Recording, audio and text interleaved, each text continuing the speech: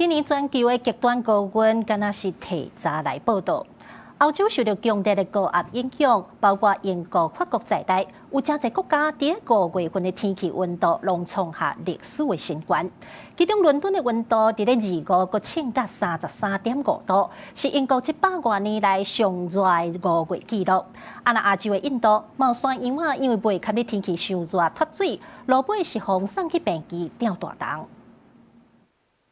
日頭赤炎炎，民眾佇收水池浸水，也是佇河林過船啊。原底應該是涼涼的5月天，英國煞真罕見，高溫創紀錄。2月迄天，倫敦希斯羅機場測到攝氏33度半的高溫，打破1922年以來攝氏32度8的紀錄，變作是英國有史以來上熱的5月。面對高溫，真濟遊客敢若會當直直灌水，也是食冰來降溫。It's tough, like we're struggling. Yeah. Like, so we're having ice cream, loads of water, Yeah. and hiding in the shed. Yeah. Just hiding completely. It is so hot. We're so not used to this in Ireland either.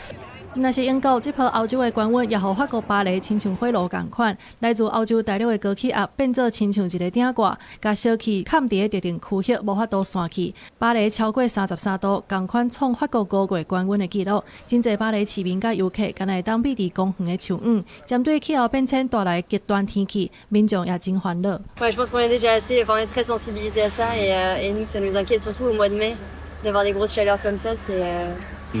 C'est assez flippant pour la suite parce que là on se dit on n'est même pas à l'été, même pas au mois de juin donc.